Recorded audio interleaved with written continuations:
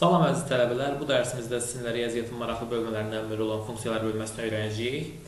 Qaydaları sualların üzərində izah edəcəyik. Diqqətlə qulaq asın ki, öyrənə biləsiniz. Əgər aydın olmasa təkrar videonu izləyə bilərsiniz. Birinci sualımız k kiçikdir 0 olarsa y bərabərdir k bölü x funksiyasının qrafiki hansı rübdə yerləşər? Birinci koordinat sistemimizi çəkərik bu sualı cavablamaq üçün. Düzbucaqlı koordinat sistemimizi çəkək. Bura birinci rübdür, saat əqrəbinin əksinə doğru gedir. Bura ikinci rüb. Bura 3 və burada 4-cü rüb. Buradan başlayıb 1, 2, 3, 4 saat əqrəbinin əks istiqamətində davam edir.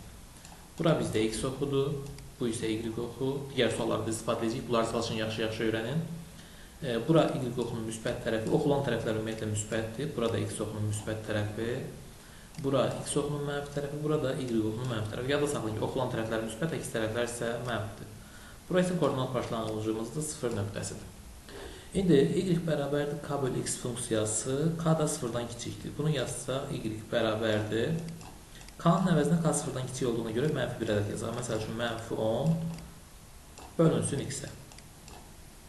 Bunu yazılır. İndi qiymətlər verək. X-ə məsəl üçün müsbət qiymətlər verəndə biz mənfini müsbətə bölündə mənfi alınır. X-ə müsbət qiymətlər verəndə, yəni x-ə burada qiymətlər verəndə, x-in müsbət tərəfi buradır. Bizim y-lərimiz mənfi olur. Bu mənfi olduğuna görə.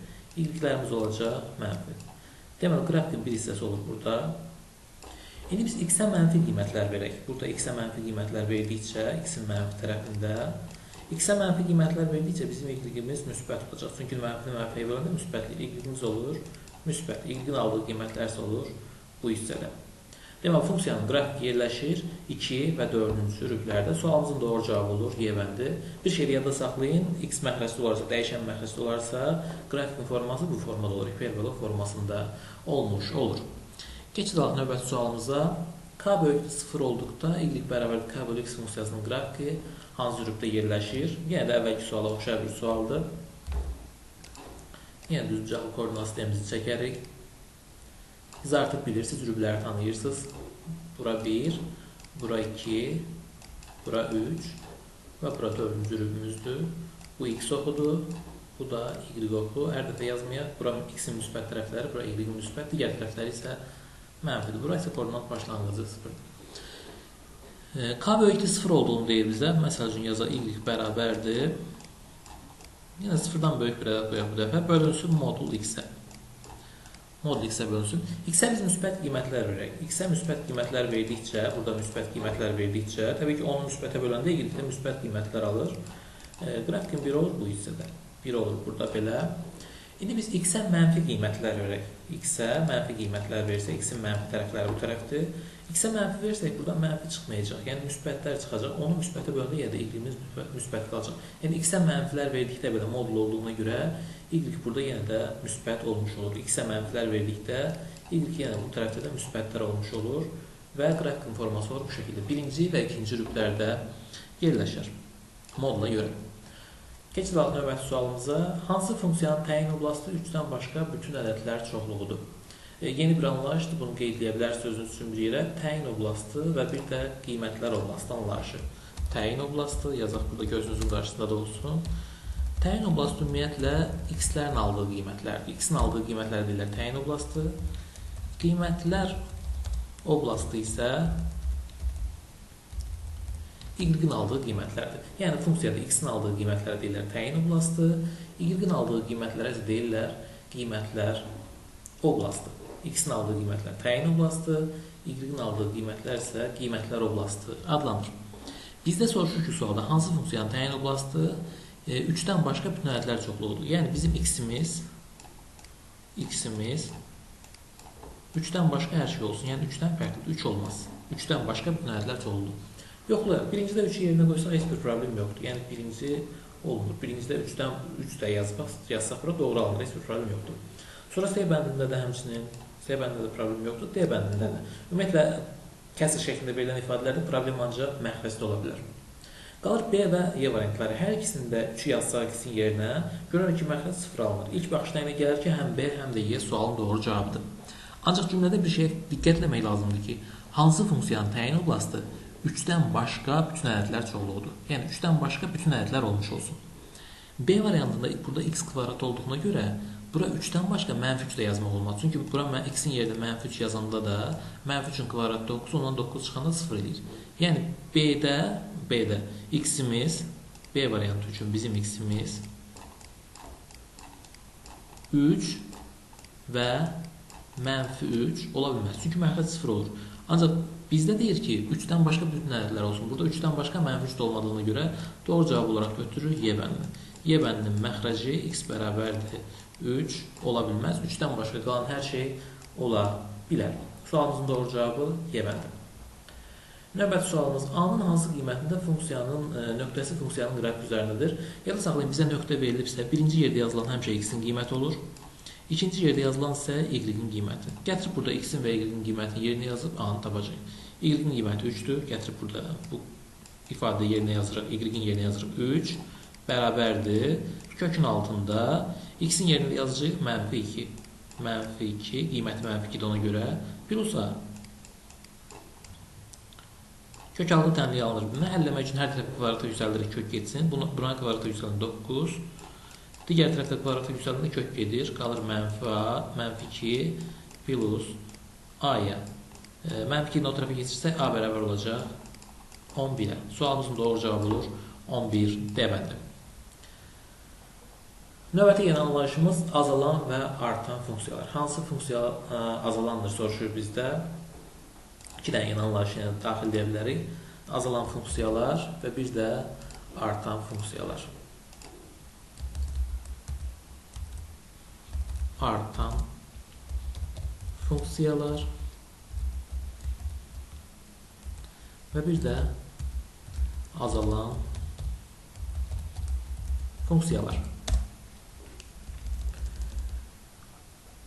Bu funksiyalar da düz mütənasiblik və tərs mütənasiblik olduğu kimidir. Funksiya o zaman artan olur ki, biz x-in qiymətini artırdıqca, y-in də qiyməti artırsa, bu funksiyalar artan funksiyalardır. Məsəl üçün, bir dənə funksiya yazar. Y bərabərdir 5x plus 7 funksiyası. Biz x-in qiymətlərini təbii ki artırdıqca, x nə qədər böyüyürsə, y də bir o qədər böyümüş olur. Deməli, bu funksiyamız adlanır artan funksiya. X-i azaltdıqca y də artır, x-i artırdıqca y də artır, x-i azaltdıqca y də azalır. Yəni, ikisi də eyni istiqamətdə gedir. Ya ikisi də artır, ya da ikisi də azalır. Bu halda funksiyamız olur artan funksiya. X artırdıqca y də artacaq, x azaltdıqca y də azalacaq. Çünki bir artdıqca digər artır, azaldıqca azalır. Azalan funksiyalarda isə bunun tərsinədir. Məsəl üçün, bu funksiya y bərabərdir -5x funksiyası və yaxud y bərabərdir 10 böl x funksiyası. Burada x məxrəcli olduğuna görə x-i biz nə qədər artırsaq, y-imiz bir o qədər azalacaq. Burada tərsinə olur. Biri artanda o birisi azalmış olur. Yəni, eyni istiqamətə getmirlər. X-i artırdıqca y-imiz azalır. Burada da həmçinin x-i artırdıqca, x-ə məsəl üçün 2 dənə qiymət verək. Burada 2 verək, bir də 10 verək. 2 verəndə qiymətimiz alınır -10, y-in qiyməti 2. 10, x artırdıq, 2-dən 10 artırdıq. 10 yazsaq, bura olacaq -50. Təbii ki, -50, -10-dan daha kiçikdir. Yəni, x artırdıqca y-imiz azalır. Bu funksiyalara deyirlər azalan funksiyalar. Bir də bir qrup funksiyalar var ki, onlar ədəd oxunun bir hissəsində azalır, digər hissəsində artır. Məsəl üçün, parabolik funksiyalar. Y bərabərdir x kvadratı kimi funksiyalar. Burada baxın, azal-azala gəlir bir yarısında. Sonraki yarısında başlayır arta-arta getməyə. Bu funksiyalar ədəd oxunun bir hissəsində azalandır, digər hissəsində artandır. Bizdən də soruşulan sualın burada cavabını tapsaq, ən rahatı 2-dən 3 dənə qiymət qoyarsınız yerinə x-ə, yəni belə başa düşə bilmirsinizsə, görərsiniz x artırdıqca y artırsa, deməli artandır. Əksinədirsə, deməli azalandır. Burada x artırdıqca təbii ki y artacaq, x artırdıqca y artacaq. X artdıqca y-imiz də artacaq. Bu da D variantından həmçinin, amma burada bu Y variantındakı ifadə bizim yazdığımız ilə bu ifadəyə uyğundur. Bir şey yada salın, artan funksiyanın qarşısına bir də mənfi yazanında ilə azalan funksiya alınmış olur. Çox vaxt belə olur. Y variantı olur sualımızın doğru cavabı. X-i artırdıqca y-imiz azalacaq. Növbəti sualımız x kvadratı -6 funksiyasının 2, 3, 5 nöqtələrindəki qiymətlərin cəmini tapın. X-in yerinə bir dəfə 2 yazacağıq. 2-nin kvadratı 4, çıxacaq 6. Birinci qiymətimiz olacaq -2. Sonra 3 yazacağıq 3'ün kvadratı 9 çıxacaq 6. O birisi qiymətimiz olacaq 3. 5 yazacağıq 5'in kvadratı 25. 25'dən çıxacaq 6. O birisi qiymətimiz olur 19. Bunların üçünü bir yerdə toplayırıq. Bunların cəmini bizdən istəyir. 22 ondan da 2 çıxacaq. Cavabımız qalacaq 20. Doğru cavabımız D-bəndi. Növbəti sualımız funksiyasının qrafikinin o üqoqu ilə kəsişmə nöqtəsinin ordinatını tapın. Yenə koordinat sistemini çəkək. Bir neçə dənə də yeni anlayışla tanış olaq sizlə. Bu bizim koordinat sistemimiz. Bura bayaq demişdik Y oxudur. Bura isə X oxudur. Y oxuna həm də ordinat oxu da deyirlər. Ordinat. Tam yazmayacağım, burada var. Nöqtəsinin ordinatını tapın deyirlər. Ordinatıdır. X oxuna isə həm də absis oxu da deyirlər. Absis. Y oxuna ordinat, X oxuna absis deyirlər. Bir şey yadda saxlayın. Əgər nöqtəmiz Y oxu üzərindədirsə, həmin nöqtənin X-i 0 olur. X-i bərabərdir 0-a. Bunu yaxşı-yaxşı yadınıza saxlayın, digər yerlərdə istifadələyəcəksiniz. Əgər nöqtə Y oxunun üzərindədirsə, o Y oxu üzərindədirsə, onun X-i 0 olur. Əksinə, X oxu üzərindədirsə nöqtəmiz, onun Y-i bərabərdir 0 olur. Bizə nə deyir? Funksiyanızın qrafikinin o Y oxu ilə kəsişməsi. Yəni, o Y-dən kəsişmə burada, o Y-dən kəsişmə nöqtəsinin ordinatını tapın, yəni Y-ni tapın bizdən deyir. O Y-dən kəsişəndə biz demişdik X 0 olur. X-ləri yenə 0 yazacağıq. Bu da olacaq 0, bu da olacaq 0. Y-imiz olacaq, ordinatımız, yəni Y-imiz olacaq -10. Bir daha təkrar edirəm. Əgər sizə deyirsə ki, o Y-dən kəsişir və yaxud o Y-nin üzərindədir, onda X 0-dır. Yox, əksinə, o X-dən kəsişir və yaxud o X-in üzərindədir, onda Y 0-dır. Yerinə qoyursunuz, birinin o birisini tapırsınız. Növbəti sualımız nöqtələrin hansı 2x, 3y funksiyasının qrafik üzərindədir? Bayaq da qeydləmişdik, birinci yerdə duranlar x-in qiymətləridir, ikinci yerdə duranlar y-in qiymətləri. Hamısını da elədik. X-in qiymətləri, y-in qiymətləri. Siz burada nə edirsiniz? Birinci məsəl üçün bunu gətirib qoyursunuz, yerinə yoxlayırsınız. Görün, doğru bərabərliyə alınır mı? X-in yerinə 1 yazacağıq, y-in yerinə də 3. 2-ni 1-ə vuranda 2, 3-ü də 3-ə vuranda 9, 9-un üstü 2 yanında 11 edir, 5 eləmir. Yəni birinci bunun üzərində deyil. Sonra ikincini yoxlayırsınız, üçüncünü, dördüncünü bu qaydına yoxlayıb cavabımızı tapacaqsınız. Ayrı-ayrı hamısını bir-bir yerinə qoymaq lazımdır. Tənliyin qrafik üzərində götürülmüş nöqtənin absisi 28 olarsa, absis bayaq demişdi x-dir. X bərabərdir 28. X-i bizə verir 28. Bu nöqtənin ordinatını tapın. Ordinatı bayaq demişdi y-dir. Y bərabərdir suala. X-in yerinə 28 yazıb, buradan y-i tapırsınız. Rahat bir ifadə yəqin ki, onu özünüz hesablaya bilərsiniz. Bu sizə tapşırıq olsun, özünüz hesablayıb cavabını yazarsınız videonun aşağısında. Növbəti sualımız hansı qrafik y bərabərdir 3x-2 funksiyasının qrafikinə uyğundur? Burada bayaq bir şey qeydləmişdik ki, əgər x oxun üzərindədirsə, bunun y-i 0-dır, y bərabərdir 0. Bunun üzərindədirsə, bunun da x-i 0-dır, x bərabərdir 0. Siz deməli deyəcəksiniz, burada bir dəfə x-in yerinə 0 qoyacaqsınız. X-in yerinə 0 qoyanda y-i tapırıq -2. Bir dəfə də y-in yerinə 0 yazacaqsınız. Y-in yerinə 0 yazsaq, 2 keçəcək o tərəfə. X-imiz olacaq 3-də 2. Deməli, qrafikimiz haradan keçir? Y-i -2-də kəsir. Y-i -2-də. Bu görürsünüz, y-i -3-də kəsir. Yəni, bu variant cavabımız ola bilməz. Sonra növbəti variantımız burada y-i ümumiyyətlə yuxarı tərəfdə kəsib, yəni -2-də kəsib. Bu da sualımıza doğru cavab deyil. Sonra bu y-i -2-də kəsib, ancaq baxırıq ki, x-i də mənfi tərəfdə kəsib, ancaq müsbət tərəfdə, bu tərəfdə kəsməlidir. Bu da sualımızın cavabı olacaq və növbəti y-i görürsünüz, -3-də kəsib, ancaq -2-də kəsməlidir, bu da deyil. Sualımızın doğru cavabı y variantı burada düşünüyüb. Y variantı necə bir şey olacaq? Y-i -2-də kəsməlidir, x isə 3-də 2-də, yəni müsbət tərəfdə, buralarda 1 yerdə, 3-də 2, buralarda 1 yerdə. Qrafikimiz olacaq bu şəkildə, belə bir formada olacaq. Düz xətlə çəkək, daha yaxşı görsənsin. Qrafikimiz olacaq belə bir formada. -2-dən və müsbət tərəfdən keçən bir xətt olacaq. Yəni, daha rahat olur, x-in və y-in yerinə bir dəfə birinin yerinə 0 qoyub x tapırsınız, bir dəfə y-in yerinə 0 qoyub x tapdınız, sonra da x-in yerinə 0 qoyub y tapırsınız, ondan sonra qrafik özü görünəcək, gözünüzün qarşısında gəlib çıxacaq. Funksiyasının təyin oblastını bizdən tapmağımızı istəyir. Təyin oblastı bayaq demişdik, x-in aldığı qiymətlərdir. Adətən iki funksiyada problem yaranır. Biri kök 6'dır. Biri də kəsirdir. Kəsirdə məxrəc 0 olmaz. Məxrəc 0 ola bilməz. Kök 6'da da mənfi ola bilməz. Burada indi bizdə kök 6'dır. Kök 6 mənfi ola bilməz dedik. Qeydlər yazırıq.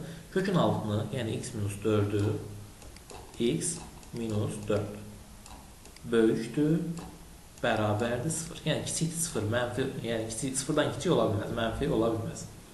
Buradan da o tərəfə keçirsə x böyükdür, bərabərdir 4'dən. X 4'dən böyük bərabər, yəni o demək ki, ən kiçiyi 4'dür, 4'dən müsbət sonsuza qədər 4 özü də daxildir. Sualımızın doğru cavabı olur B bəndi. Növbəti sualımız funksiyasının qrafikinəsinin 10 təyin oblasını tapın. Təyin oblası demişdik, x-in aldığı qiymətlərdir. X-in aldığı qiymətlər burada mənfi 2-dən başlayır. Mənfi 2-dən başlayır. 3-ə qədər davam edir. Mənfi 2-dən 3-ə qədər. Sualımızın doğru cavabı olur A bəndi. Növbəti sualımızda bizdə funksiyasının qrafikinəsinin 10 qiymətlər oblasını bizdən istəyir. Qiymətlər oblası da y-in aldığı qiymətlər. Y-in aldığı qiymətlər baxın, gəlir burada mənfi 1-dən başlayır. Mənfi 1-dən başlayır, qalxır yuxarıya 3-ə qədər davam edirik. Mənfi 1-dən 3-ə qədər. Sualımızın doğru cavabı olur A bəndi. Növbəti sualımız funksiyası üçün f mənfi 2 olarsa. Mənfi 2 baxın, x-in yerinə mənfi 2 yazmışıq. X-in yerinə yazırıq mənfi 2. Harada x var, yerinə yazırıq mənfi 2. Olacaq mənfi möhtərizə açılır. X-in yerinə yazacaq mənfi 2'nin kvadratı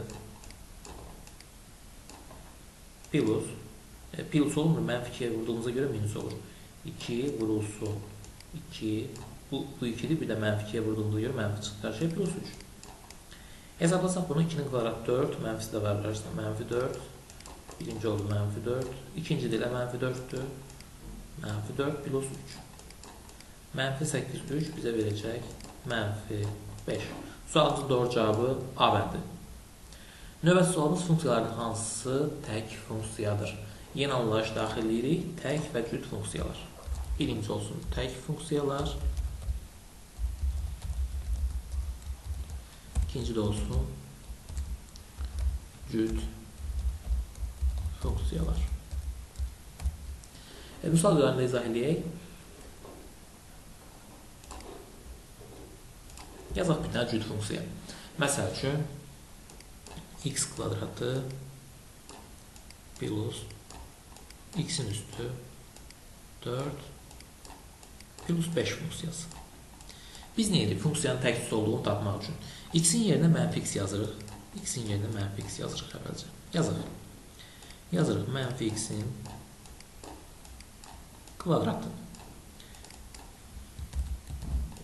plus mənfi x'in üstü 4 plus 5.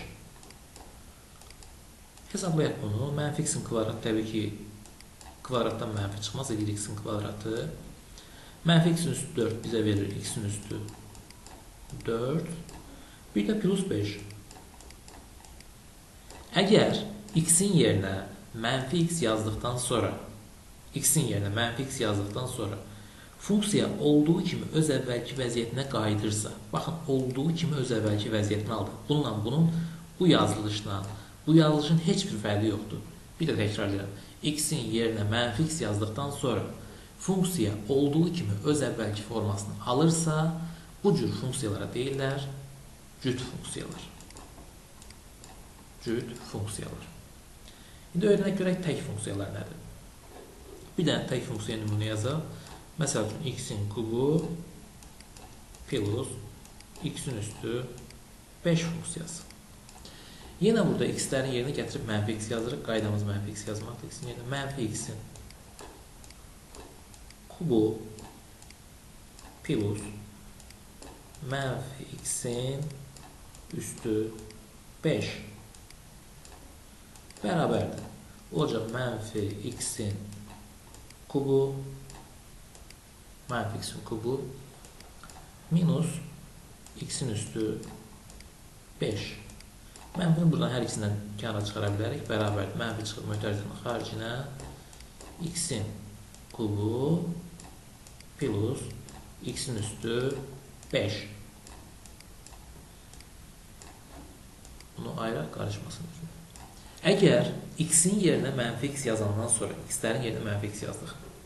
Funksiya öz əvvəlki vəziyyətinə qayıdırsa və mötərizənin qarşısına bir dənə mənfi çıxırsa, baxın, öz əvvəlki vəziyyətinə qayıdır. X kubu plus x-in üstü 5. X kubu plus x-in üstü 5. Sadəcə bir fərq, bütöv mötərizənin qarşısına mənfi çıxara bildiksə, bu tip funksiyalara deyirlər tək funksiyalar. Bir də təkrar edirəm.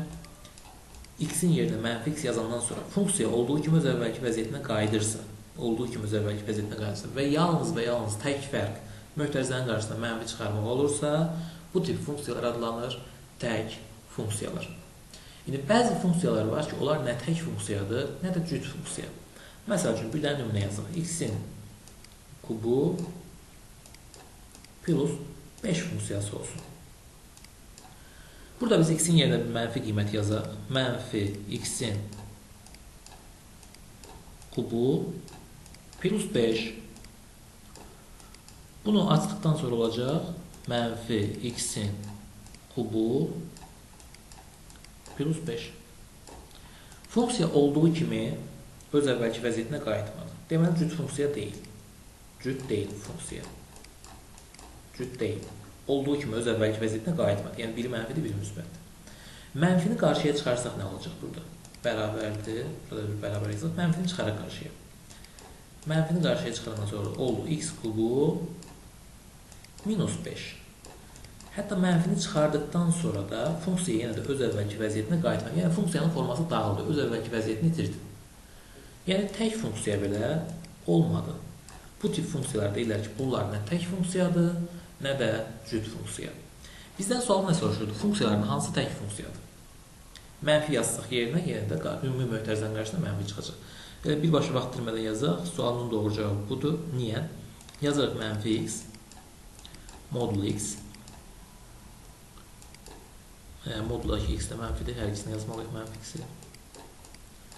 Bərabərdir. Mənfi. Bu x-in mənfisi, kənardakı x-in mənfisi çıxır kənara. Modul x də müsbət qalır. Modul mənfi x ilə müsbət x verir bizə.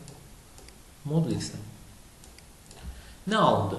Əvvəlki funksiyanın birə-bir eynisi alındı.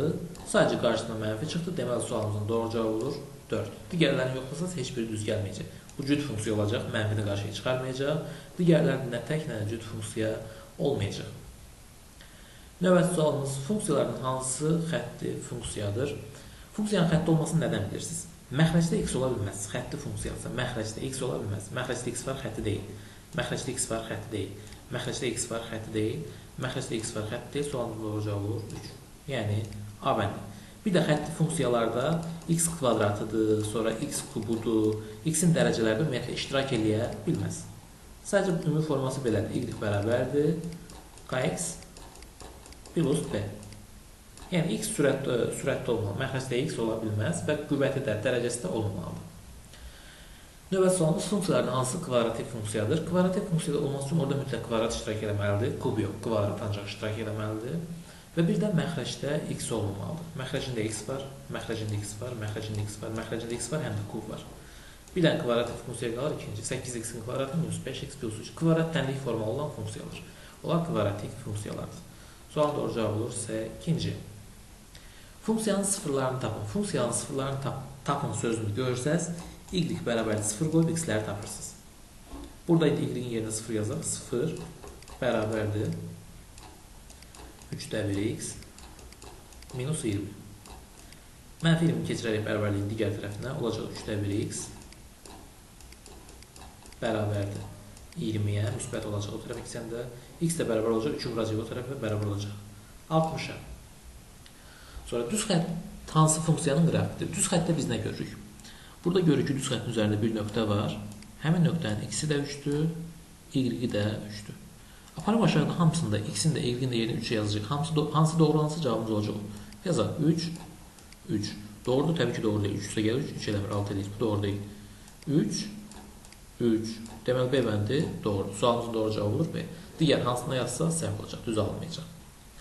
B-nin hansı qiymətində funksiyanın qrafik koordinat başlanğıcından keçir? Koordinat başlanğıcına gəlir, nəzər salsaz, koordinat başlanğıcı buradır. Bu nöqtədə x-də 0-dır, y-də 0-dır. X-in də y-in də yerinə 0 yazıb cavabı tapırsınız. Bu 0, Bu da olacaq 0. B də bərabər olacaq elə 0-a. Y bəndi. Parabolasının təpəsi hansı rübdə yerləşir? Parabolanın təpəsi deyirsə, vəssə, möhtərizə, kvadrat kimi şeylər göstərirsə, misal kimi möhtərizənin içini mən 0 edeyim. Çünki ən kiçik qiymət lazımdır bizə. Funksiyanın ən kiçik qiymət də elə kvadratdan ən kiçik çıxa biləcək qiymət 0-dır. X plus 3 bərabərliksə 0-a möhtərizənin içini. X də bərabər olur mənfi 3. X-i mənfi 3 tapdınız. Gətirib burada yerinə qoyuruq. Y tapacağıq. Mənfi 3, 3, 0. O da Y verəcək bizə 5. Bax görə mənfi 3, 5 nöqtəsi hansı rübdə yerləşir? Koordinat sistemimizi çəkərik.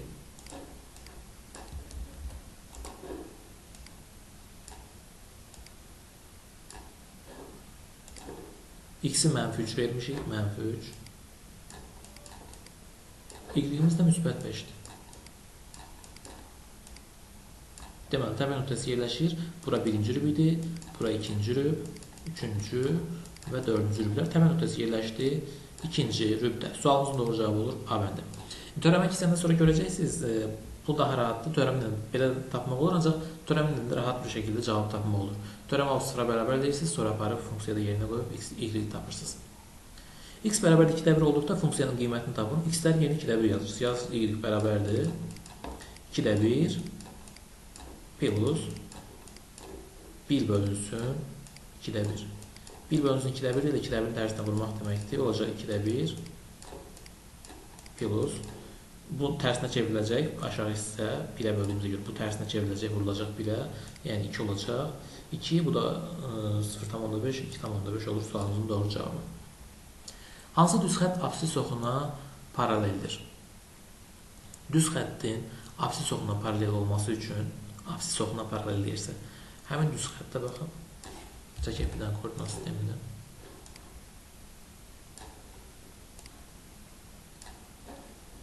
Düz xətt absis oxuna paralel deyirsə, orada x iştirak eləmir. Yəni x oxuna paralel, absis oxuna paralel deyirsə, orada x iştirak eləməməlidir. Y bərabər 2 düz xəttdir. Y 2-dir, Y 2. Y bərabər 2 düz xəttdir, baxın belə bir xəttdir. Absis oxuna paralel bir dənə düz xətt. X bərabər 2 düz xəttində çəksək, o da ordinat oxuna paralel olur. Baxın, bu da Y bəndindəki. X bərabər 2 düz xəttini çəksək. O da olacaq ordinat oxuna paralel düz xətt. Biraz bir tərəfə sürüşdürərək. Əgər desək ki, sizdən ordinat oxuna paralel olsun, orada Y iştirak eləməsin, olsun X bərabər nəsə 5, 4, mənfi 3, nəsə bir şey. Əgər desək ki, absis oxuna paralel olsun, yəni bu oxa X oxuna paralel olsun, orada çalışın X iştirak eləməsin. Yəni X olmasın, Y bərabər 2 düz xətt. Belə bir xətt. Növbəti sualımız Y bərabər 3x minus 6 düz xətti ilə OX oxunun kəsişmə nöqtəsi. Bayaq biz demişdik, OX ilə kəsişirsə, 1 ilə kəsişəndə o birisi 0 olur. OX ilə kəsişirsə, orada Y bərabər 0-dır. Y-in yerinə 0 qoyub, hesablayıb oradan X tapırsınız. 6 keçəcək o tərəfə, X bərabər olacaq 2-yə. Belə də görmək olar. 2 dəfə 3, 6, 6 çıxını 0 edir. X-imiz 2-dir. Birinci yerdə X-in qiyməti yazılır demişdik. Y-imiz də 0-dır. 2, 0 nöqtəsi doğru cavab C bəndi. Növbəti sualımız funksiyanın qrafikini göstərin. Tək funksiyanın qrafikini. Bir şey yadda saxlayın.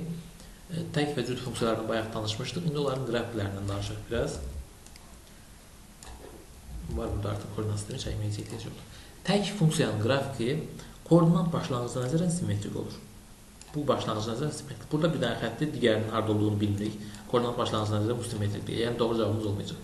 Bu da koordinat başlanğıcına buna nəzərən simmetrik deyil. Bunu da silirik. Bu da həmçinin koordinat başlanğıcına nəzərən simmetrik deyil. Y bəndindəki isə Y oxuna nəzərən. Baxın, kitab kimi bunu qatlasaq üz-üzə Y oxuna nəzərən simmetrikdir. Koordinat başlanğıcına nəzərən simmetrik deyil. Koordinat başlanğıcına nəzərən simmetrik olan bir dənə budur. D bəndindəkidir. Bu xətt, bu xətt. Bunlar koordinat başlanğıcında bu nöqtəyə nəzərən simmetrikdir. Baxın, nöqtədən bu tərəfdə də eyni şey var, nöqtədən digər tərəfdə də eyni şey. Elə bir birə-bir eynisidir. Üzdə qoysaq bir-birinə birləşəcək.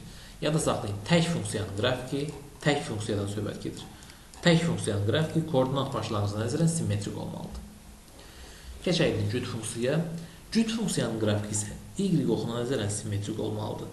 Y oxuna nəzərən eləmir ki, bunu və buranı kitab kimi üz-üzə qatlasaq, bu tərəfə qatlasaq bir-birinin üstünə düşməlidir. Bunu indi bu tərəfə qatlasaq gəlib bura düşəcək, bunun üstünə düşməyəcək. Bu deyil.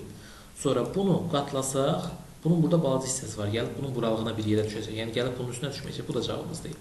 Sonra bunu qatlasaq, bu tərəf balacadır, bu tərəf böyükdür. Bu da olmayacaq. Sonra bunu həmçinin qatlasaq bunları üz-üzə, bu yuxarı tərəf gəlib belə bir şey alınacaq. Aşağı tərəfdə gəlib burada belə bir şey alacaq. Yəni üst-üstə bir-birinin üstünə düşməyəcək. Yəni bu da bizim cavabımız deyil. Ancaq C bəndinə baxın. Bunu belə kitab kimi üzrə qatlasaq, bu düz gəlib bunun üstündən düşəcək. Sualımızın doğru cavabı olur C bəndi. Deməli, tək funksiyanın qrafik dedikdə bizə koordinat başlanğıcı nəzərən simmetrik olmalıdır. Bura nəzərən baxın, simmetrikdir. Buradan bu tərəfdə eniş var, bu tərəfdə də üzrə qatlasaq üstə düşəcək. Bu tək funksiyanın qrafikidir. Yox, bizdən əgər cüt funksiyanın qrafikini istəsə, o y oxuna nəzərən, kitab kimi üzrə qatlayanda bir-birinin üstünə düşməlidir. Y oxuna nəzərən simmetrik olmalıdır. Funksiyasının təyin oblastını tapmamızı bizdən istəyir. Təyin oblastı demişdik, x-in aldığı qiymətlərdir. Təyin oblastı x-in aldığı qiymətlərdir. Burada hər iki kökün altına ayrılıqda baxırıq. Kökün altı demişdik ki, x minus 5 böyükdür, bərabərdir 0-dan. Bir də ikincidə 5 minus x də 5 minus x də böyük bərabər olmalıdır 0-dan. Mütləq. Hər iki kökün altı 0-dan böyük olmalıdır ki, təyin olsun. Buradan x böyük olacaq. Daha doğrusu böyük bərabər olacaq 5-dən. İkincidə də x kiçik olacaq. Kiçik bərabər olacaq 5-dən. Belə bir şey alırıq. X ikisini bir-birinə birləşdirsək 5-dən böyük bərabərdir və 5-dən kiçik bərabərdir. Bu aralıqda olan tək bir ədəd var. Həmin ədəd də 5-dir. 5-dən böyük bərabər və kiçik bərabər aralığında bir dənə ədəd var. O da 5-dir. Sualımızın doğru cavabı olur Y bəndi. Məsəl üçün, nümunə üçün bir şey deyil. 0 ilə 5 arasında olan bir ədəd qoyun yoxlayın bura. Məsəl üçün 3-ü yoxlayaq. B bəndinin səhv olduğunu sizə göstərməyə çalışıram. 3-ü yoxlasaq, 3-dən 5 çıxanda alınır -2. Kökün altında -2 olar, olmaz. Digərlərini də səhvini özünüz yoxlaya bilərsiniz, istəsə xeyir. Funksiyasının tərs funksiyası hansıdır? Bu da yeni bir anlayışdır. Tərs funksiya anlayışı. Tərs funksiya nədir? Siz əvvəlcə sizə verilən funksiyadan buraya y yazaq, daha rahat olsun hesablamaq üçün. Y bərabərdir 3x minus 1. Əvvəlcə sizə verilən funksiyadan x-i tapırsınız. Tapaq x-i. Bir keçəcək o tərəfə, olacaq 3x. Bərabərdir. Bir keçəcək y-in yanına, olacaq y plus 1. X də bərabərdir. X-i tapsaq buradan. Y plus 1 bölünsün 3-ə. X-i tapandan sonra nə edirsiniz? Sadəcə y ilə x-in yerini dəyişirsiniz. Y bərabər olacaq. Harada y var yerinə x, harada x var yerinə y yazırsınız. X plus 1 bölünsün 3-ə. Mesela bu qədər sadə. Cavabımız olacaq x plus 1 bölü 3. Doğru cavab sevəndir. Bir də təkrar edirəm alqoritmin ardıcılığını. X-i tapırsınız. X-i tapırsınız. Tapdınız x-i. Sonra da x ilə y-in yerini dəyişirsiniz. Növbəti birinə baxaq. Tərs funksiyanın hesablanmasına dair. Buradan yenə də bunun yerinə y yazaq. Hesablama rahat olsun. Bir də fx yazmaya hər dəfə. Yazaq. Y bərabərdir. X bölünsün. X plus 3. Tənasüb kimi bunu vuraraq bura y-ə. Alacaq nə? Y vurulsun. X plus 3 hər ikisinə vurulur. Bərabərdir x-ə. Buradan tapsaq y-imizi, mötərizini açsaq, olacaq yx plus 3y bərabərdir x-ə. X-ləri bir tərəfə yığaq, y-ləri bir tərəfə. Olacaq x x-i keçirək bu tərəfə çıxılsın x bərabərdir 3y. X-i tapmağa çalışırıq, yəni niyyətimiz odur. Buradan x-ləri mötərizə xaricinə çıxarsa x bərabər olacaq y minus 1 bərabərdir 3y. X də bərabər olacaq 3y bölünsün y minus 1'ə. Y minus 1'ə. Aldığımız ifadə oldu bu şəkildə. Sonuncu addımımız y ilə x-in yerini dəyişmək addımıdır. Onu da buradan yazaq. Dəyişək y ilə x-in yerini. X bərabərdir əvəzinə yazacaq. Y bərabərdir. Y bərabərdir. Kəsir xəttimizi çəkirik. 3y deyil. Yerinə yazacaq 3x bölünsün x minus 1. Sualımızın da doğru cavabı olur. 3x bölünsün x minus 1. 3x bölünsün x minus 1. Doğru cavab olur A bəndi. Keçid vaxt növbəti sualımıza. Hansı funksiyanın qrafiki təsvir olunmuşdur? Bir neçə dənə funksiyaların qrafik haqqında biraz danışaq. Məsəl üçün, başlayaq elə xətti funksiyadan. Əgər y x-dən asılıdırsa, həmin funksiyanın qrafiki düz xəttdir. Sadəcə düz xətt. Sadəcə düz xətt olur. İstiqaməti o tərəf, bu tərəf ola bilər. K-nın B-nin qiymətinə asılı olaraq. Sonra növbəti funksiyamız y asılıdırsa x-in kvadratı ilə, onun qrafiki olacaq parabola, belə bir şey. Qolları yuxarı, aşağı və s. ola bilər. Sonra y mütənasib olarsa 1 bölü x-dən, yəni məxrəcdə x olarsa, onun qrafiki belə bir şeylər olur. Koordinat sistemində belə bir şeylər. Məsəl üçün belə, sonra belə, yəni istiqamətləri dəyişə bilər. Sonra növbəti başqa hansılara baxaq. Y bərabərdir, mütənasib tutaq ki, kök altında x-lə. Kök altında x olarsa onun qrafiki də bu şəkildə görünür kimidir. Belə bir şey olur. Belə bir şey. Bu elə kök altında x-in qrafikidir. Sonra başqa bir neçələrini yazmaq olar. Həlli ilə bunları MBA üçün bunları bilsəz kifayətli sizin üçün, yəni digərlərinə qədər də ehtiyac yoxdur. 2-5 nöqtəsi parabola üzərindedir. Parabolanın təpə nöqtəsinin koordinatlarını tapın. Əvvəlcə nə edirik? Biz buradan A-nı tapırıq. A-nı tapmaq üçün x-in yerinə -2 yazacağıq, y-in yerinə -5 yazacağıq. Bu da y-dir. Yazsaq, -5 yazdıq bura. X-lərin də yerinə 2 yazı gedirik. 2, bu da 2. Hesablayaq. -5 bərabər 2-nin kvadratı 4 verəcək bizə. Minus 2a minus 5. 5 gedəcək o tərəfə 0, 4 gedəcək o tərəfə -4. A da bərabər olacaq 2-yə. Sadə hesablamadı. Bunu yəqin ki, özünüz hesablaya bilərsiniz. A-mız oldu 2. Nə alırıq biz burada? Funksiyamızın forması olur. Y bərabərdir.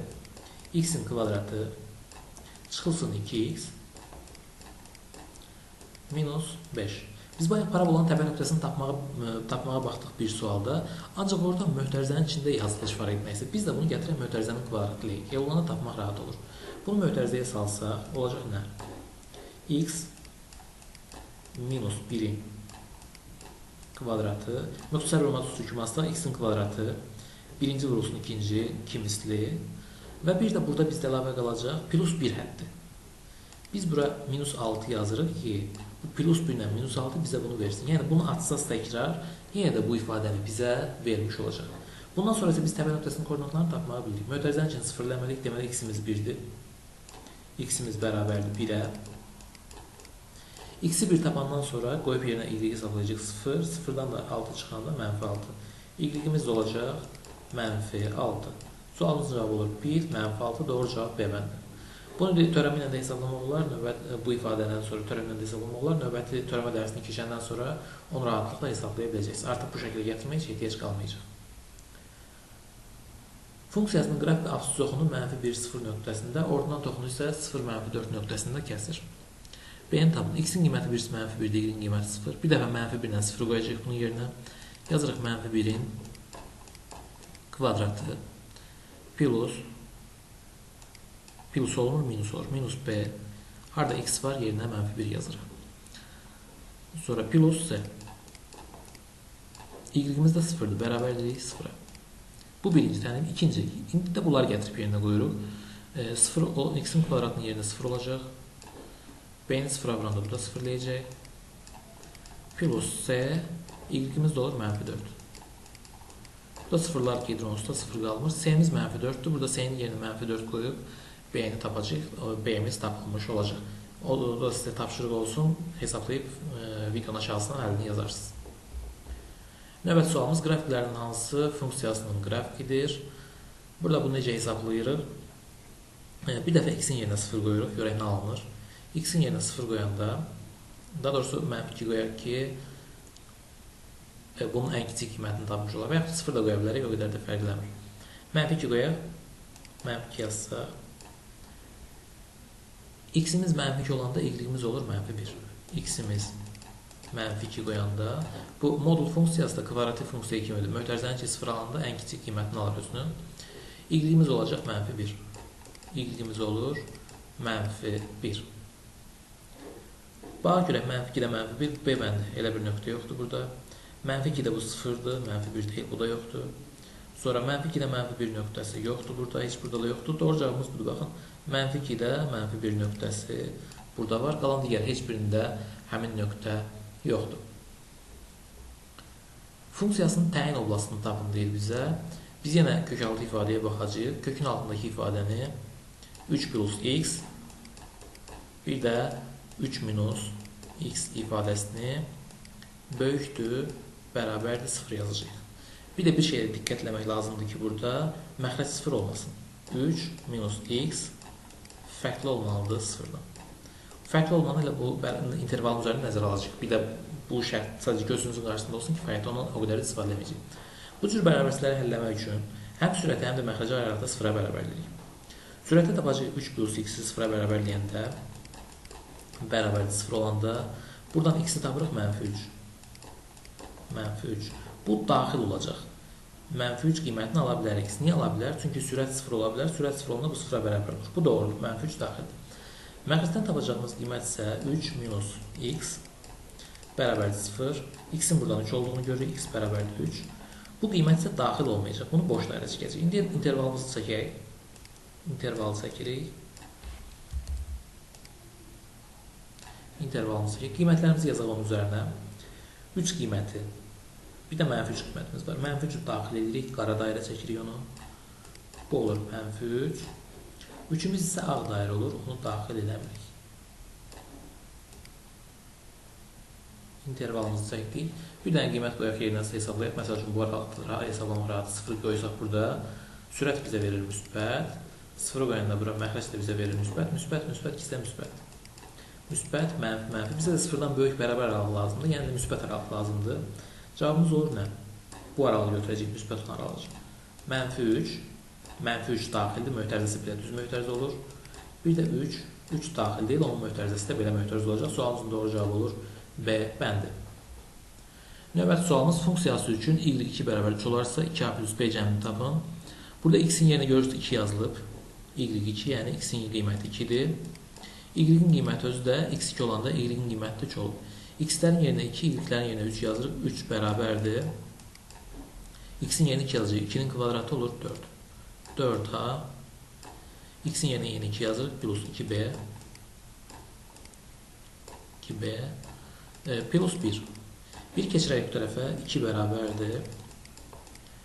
4a plus 2b. Hər tərəfi 2-yə bölsək 1 bərabər olacaq. 2a plus b-yə. Bizdən də nə istəyirdi? 2a plus b-ni istəyirdi. 2a plus b-ni. Biz onun qiymətini tapdıq ki, 1-ə bərabərdir. Xətti funksiyanın qrafiki mənfi olmamış 2 adımın altı nöqtəsindən keçir və onun büzə əmsalı mənfi 4-ə bərabərdir. Bu xətti funksiyanın tənliyi hansıdır? Xətti funksiya ümumiyyətlə y bərabərdir kx plus b-dən söhbət gedir. Bucaq əmsalı isə dedikdə bizə k nəzərdə tutulur. K-nı bizə veriblər. K-mız bərabərdir mənfi 0,4. Burada nə edirik? İlk olaraq həm x-in qiymətini, həm y-in qiymətini, həm də k-nın qiymətini. X-in də qiyməti var bizdə, y-in də qiyməti var bizdə, k-nın da qiyməti var. Üçün də yerinə yazırıq, b-ni tapırıq. B-ni tapdıq neçəsə. B-ni tapandan sonra gətirib bu y bərabərdir kx plus b-də k-nın yerinə yazırıq mənfi 0,4-ü. B-nin də yerinə tapdığımız qiymət nədirsə yuxarıdan bunu yazırıq, tənliyimiz alınır. Vaxt itməsin deyə onu artıq yazmayacağım, onu özünüz hesablayarsınız. Bu da sizə tapşırıq olsun. Funksiyasının qiymətlər çoxluğunu tapın. Növbəti sualımız. Qiymətlər oblasti demişdik, y-in aldığı qiymətlər. Biz y-in aldığı qiymətləri tapmalıyıq. Kökün altından bilirsiniz ki, ən kiçik çıxacaq qiymət 0-dır. Bura mənfi 8 yazanda, kökün altından ən kiçik qiymətimiz çıxır 0. Yəni, y-in aldığı qiymət, ən kiçik qiymət 0-dır. Ən böyük isə tapmaq mümkün deyil. Çünki x-in yerinə nə qədər çoxlu böyük ədəd yazsaz, y də bir o qədər böyük olacaq və bu olacaq müsbət sonsuzluq. Demək, bu funksiyanın qiymətlər oblasti 0-dan müsbət sonsuzluğa qədərdir. Adətən kökaltı ifadələrin çoxsunun qiymətlər oblasti 0-dan müsbət sonsuzluq olur. Bəzi istisnalar var. O da suallar qalarsa, rastınıza çıxarsa, videonun aşağısına yazarsınız, kömək eləyərik həll etmək üçün. Bu dərslik bu qədər. Sağ olun, gələn dərslərə qədər.